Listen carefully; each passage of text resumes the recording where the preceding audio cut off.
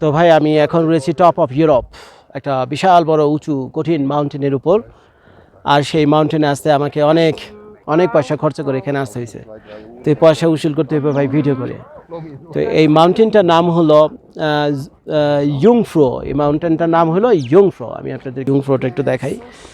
ওই যে ওখানে সামনে আরেকটু জুম করে দেখায়, লেখা আছে না ইয়ুংফ্রো। এটা এরা বলে এটা ইয়ুংফ্রো। দেখলাম মানুষে এটা নিয়ে কথাবার্তা বলছে।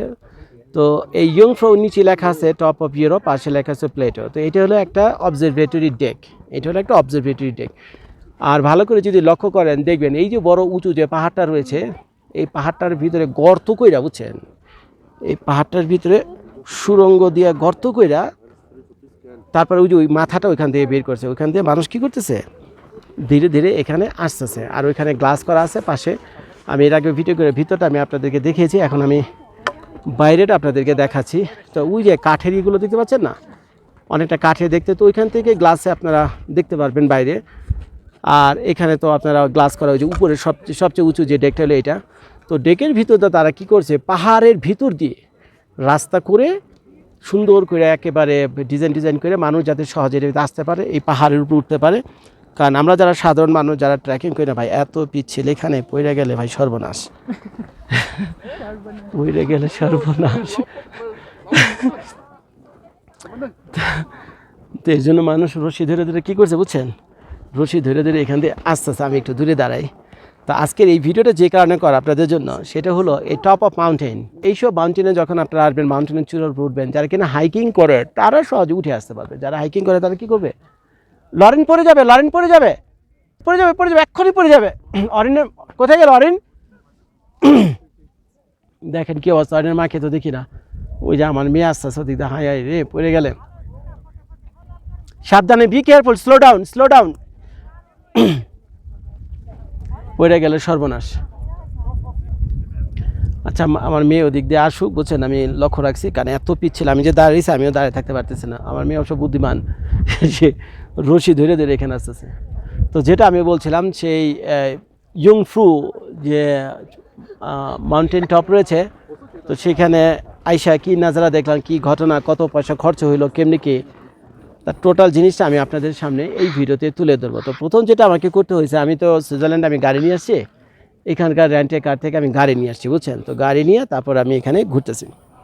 তো এখন গাড়ির খরচপাতি ওইগুলোর বিভিন্ন ভিডিও আলাদা আলাদা, ওগুলো দেখে নিন। তো আমি গাড়ি চালাই সরাসরি। এখানে একটা জায়গা আছে, নাম হলো গ্রিন্ডেল ওয়ার্ল্ড। নাম কি জায়গাটা? গ্রিন্ডেল ওয়ার্ল্ড। তো আমি আসছিল গ্রিন্ডেল ওয়ার্ল্ডে। তো গ্রিন্ডেল ওয়ার্ল্ডের ওখানে গাড়ি রেখে, ওখানে টার্মিনাল আছে, ওদের নিজস্ব টার্মিনাল আছে, বুঝছেন, গাড়ি পার্কিং করার। তো সেটার উপর আমি ভিডিও করেছি যে কোথায় আপনার গাড়ি পার্কিং করবেন এবং খরচ কত। না এখানে না, আমরা সিট করবো উপরে। চলো আমরা ধীরে ধীরে উপরে যাই, লরেন চলো আমরা ধীরে ধীরে উপরে যাই। উঠ উপরে চলো। আচ্ছা ক্যামেরাটা আমি ব্যাক ক্যামেরা দিয়ে রাখি আর কথা বলতে থাকি, আপনারা শুনতে থাকেন। তো আমি কি করছি, গ্রিন ওয়ার্ল্ডে আসছি। গ্রিন ওয়ার্ল্ড একটা ছোট্ট ভিলেজ এখানকার। এই ভিলেজ থেকেই এই টপ অফ ইউরোপ, এই আলপস পর্বতমালা, আল্পস মাউন্টেন বা আল্পস পর্বতমালা, ইউরোপের সবচেয়ে বড় পর্বতমালা হলো এই আল্পস। তা আল্পস পর্বতমালার সবচেয়ে বড় পর্বতশৃঙ্গ হইল এটা ওই ইয়ুংফ্রো। তো যে কারণে এটা ট্যুরিস্টদের একটা আকর্ষণ, যে ভাই জীবনে একবার হলো এই ইউরোপের যে সর্বোচ্চ পর্বতমালা রয়েছে তার উপরে যদি কোনোভাবে আমরা কী করতাম, কোনোভাবে একটু আসতে পারতাম, বুঝছেন। তো এর জন্য সরকার এই কথা চিন্তা করে, মিলিয়ন ডলার খরচ করে শুনলাম প্রায় এত পিছিয়ে আমি হাঁটতে পারতেছি না, প্রায় $200 মিলিয়ন খরচ করে এই অবজারভেটরি ডেক বানাইছে। তারপরে ওই যে গন্ডোলা কেবল কার সিস্টেম করছে, তারপরে মাউন্টেন ট্রেন আনছে এখানেটাই না, আইনেটাই না, মানুষকে পর্বতের উপরে উঠে দিছে। এখন যারা কি করে, হাইকিং করে, তারা তো ভাই মাউন্টেনের উপরে উঠে যাবে। আমরা তো উঠতে পারবো, আমি আর এখন উঠতে পারতেছি না। কিন্তু ভাই কখন যে আমি পড়ে যাই আল্লাহ জানে, এত পিচ্ছি দেখেন, বিশ্বাস না করলেন এত পিচ্ছি। লরেন যে কীভাবে উঠতেছে আল্লাহ জানে, যে মানুষগুলো যে উঠতেছে না, খুব সাবধানে ধীরে ধীরে উঠতেছে, বুঝছেন। চল আমরা আরেকটু যাই। তো সেখানে গন্ডোলা আছে, ট্রেন আছে, এগুলো করে আমাদেরকে এখানে নিয়ে আসা আসলে আমার সমস্যা হয়েছে ভিতরে, যদি কেস টেস নিয়ে আসতাম ওই সমস্যা হয়েছে না, কারণ আমার জুতার তলাটা একটুখানি দেখাই, বুঝছেন, এই কারণে সমস্যা হয়েছে। এটা স্নো ফ্রেন্ডলি না, এই জুতাটা কি স্নো ফ্রেন্ডলি না। হায় আল্লাহ, আমার বউরে তো আমি হারাই ফেলছি। হায় আল্লাহ, এই পাহাড়ের উপরে উঠে তো আমার বউরে আমি হারাই ফেলছি। শানু তুমি কই গেলা? আমি আমার বউ হারাই ফেলছি।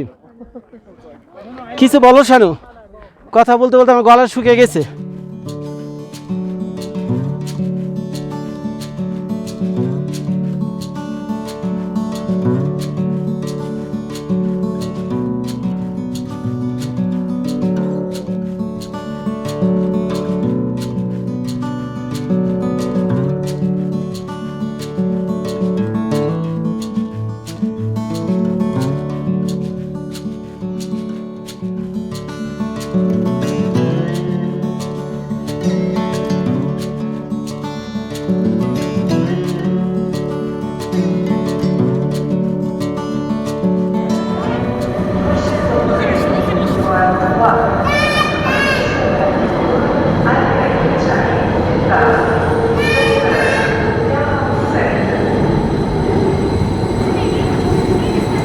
পুরা ট্রেনই খালি, কারণ এখন থেকে তো নিচে উপরে কেউ আসতেছে না।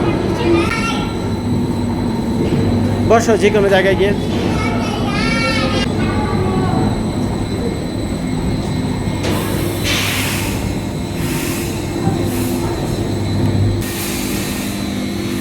দেখছো এখান থেকে সিঁড়ি পড়বে এখন, এখান দেখো এখানে সুন্দর। ওই যে দেখছো সিঁড়ি আসতেছে, আর এখানে একটা স্টেপ আছে, দাঁড়াও।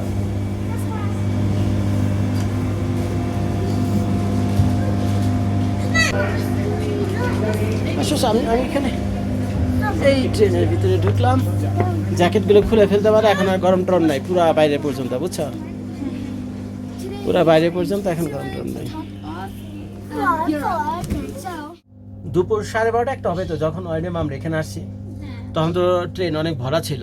এই জুংফু নাকি ইয়ংফু, আচ্ছা ইয়ংফু এক্সপ্রেস তখন খুব ভরা ছিল, বুঝছেন। এখন মাউন্টেনের উপরে এসে সবাই ঘোরাঘুরি করছে, স্নো টোনো আছে, ওগুলো নিয়ে খেলাধুলা করছে, অনেকে অনেক ছবি টবি তুলতেছে মানুষ।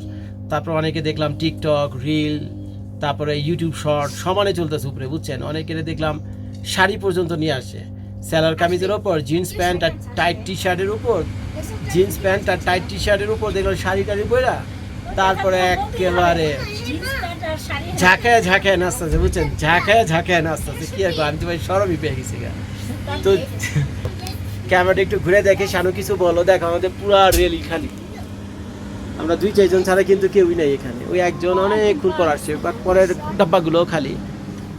তো এখন ট্রেন কিছুক্ষণ পরে ছেড়ে দেবে। আমার তো ভাই মাথা ঘুরে যাচ্ছে, ট্রেন পুরাই খালি, দেখছেন নাকি? যখন আসছিলাম হলো ট্রেন ভরা। তো এখন একটা জিনিস বলি, এটা হলো এই ট্রেন কিন্তু লাস্ট ট্রেন, জানো তো শানু। যদি কোনো কারণে এই ট্রেনটা আমরা মিস করতাম, হ্যাঁ তখন তোমাদের নিয়ে হোটেলে থাকতাম। অবশ্য তোমাদের আরেকটা এক্সপিরিয়েন্স হয়ে যেত মাউন্টেনের হোটেলে থাকা, বুঝছো, আছে হোটেল আছে। তারপরে তো $200-400 বাস তো খাইতেই, হোটেল আর তো ফ্রি রাখতাম। আর যদি হোটেল আর খবর পেতাম আটকা পড়ছে, তখন তো ডাবল, এখন তোমার আর যাওয়ার কোনো উপায় নেই।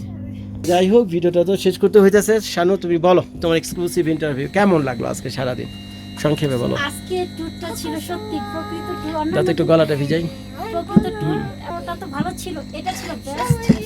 এই গ্লাসিয়ার তোমার না দেখলে কি খামো ভাই, এটা নিচে খালি বলো, সব খাই বলে আছে কিচ্ছু নাই, ধরো মেয়ে দেখছেন এই যে শেক ক্যান ইউ সি। তো এটা না দেখলে আসলে সুইজারল্যান্ড তোমার আশা পুরো বৃথা। আমি বলবো তোমরা যারা সুইজারল্যান্ডে আসো ঘুরতে, মনে হয় প্রকৃত তার পক্ষে তার ওদের কোনো উপায় নেই এখানে আসা ছাড়া উপায়। সুইজারল্যান্ডে আসলে গুগল সার্চ দিয়ে টপ টুরিস্ট অ্যাট্রাকশন না, ওইটি প্রথমে আসে, এইটি আসে, এটা দেখে নতুন। আবার অনেক টাকা তো লাগে এখানে, প্রায় এক একজনে $200 ট্যুরের টিকিট। তারপরে যদি ফ্যামিলি মেম্বার হয়, মনে করেন 4-5 জন, $1000 চলে যাবে এখানে, বুঝছো। এটা বুঝতে হবে, 5 জন ফ্যামিলি থাকে, $1000 চলে যাবে। তোমার মতো না যে তুমি এখান থেকে ইটালি যাবা, ইটালি থেকে সুইজারল্যান্ড আসবা, সুইজারল্যান্ড থেকে আবার কালকে গিয়ে ফ্রান্সে থাকবে এই সময় না, এই সময় কালকে জুরিক থাকবা তুমি, সুইজারল্যান্ডের জুরিকে থাকবে এই সময়, এই মুহূর্তে। তারপরে সেখান থেকে 6:30টার ট্রেন, তারপর সেই ট্রেনে করে যেতেছো প্যারিসে। তো আরিন কিছু বলো বাবা। তোমাদের একটা এক্সক্লুসিভ ইন্টারভিউ নিচ্ছে। রিলসগুলো করছিলেন বাবা আমার কথা বলছে। Very good very good. মুরের নামের আরেকটা ট্রেন আছে, সেই ট্রেনে করে আমরা গেছিলাম। সেই ট্রেনটা সাংঘাতিক ছিল, ওইটা বরফের ভিতর দিয়ে গেছে, আর এটা তো পাহাড়ের ভিতর দিয়ে যাবে, যার ফলে দেখা যাবে। তো আর কিছু বলো, কেমন লাগলো উপরে? উপরে কেমন লাগলো? উপরে যখন উঠছি তখন আসলে কি আমার মনে হচ্ছিল আমার মাথাটা একটা ডিজি ভাব ছিল। অনেক হেডেক ছিল আজকে আমার। হ্যাঁ, মাথায় স্পিনিং হইতেছিল, তো মনে হচ্ছিল কি একটু বিছানায় লে ডাউন করতে হলো খুব ভালো। তো মোটামুটি সারাদিনই ছিলাম এই মাউন্টেনের উপরে, আর এটা হলো লাস্ট ট্রেন মাউন্টেন থেকে নিচে ওই যে লোকালয় রয়েছে সেখানে যাওয়া। 4:45 মিনিট আমাদের লাস্ট ট্রেন ছিল। যদি কোনো কারণে এই ট্রেনটা মিস করতাম আমরা, তাহলে আল্লাহ জানি কি হইতো, কোনো উপায় আমি দেখি না। হয়তো এখানে কোনো রেস্টুরেন্টে থাকতে হতো, রেস্টুরেন্টে থাকার মতো তো অবস্থা এখানে নেই, আমি জানি না আসলে কি হইতো। বাট ভেজাল একটা হইতো, গাড়ি তো পেরে দিয়েছে আমাদের ওই পার্কিং এরিয়াতে। তো মোটামুটি অনেক সুন্দর একটা সময় কাটছে আপনাদের দোয়ায়। আশা করি যে ভিডিওগুলো করেছি আমরা বিশ্বের উপরে ইয়ংফো টপ অফ ইউরোপ মাউন্টেনের উপর, আশা করি আপনাদের ভীষণ ভালো লাগে।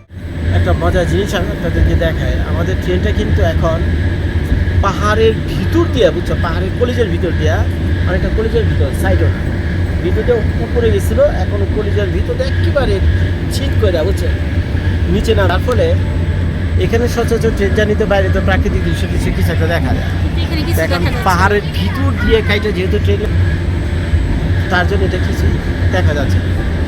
হয়ে গেল নাকি হয়নি? Y'all play thingy so much. I like the campus too. Thank you. Okay. When we're in Eigelgletscher, you go down by cable car. Huh? Okay, thank you thank you. দেখছেন নাকি ভাই কি বললো? Okay, I take a picture with you. Come on. She's the TT lady who check our ticket. Taking the picture with Switch girl. Yeah, real genuine Swiss girl, Switzerland girl. There you go, thank you.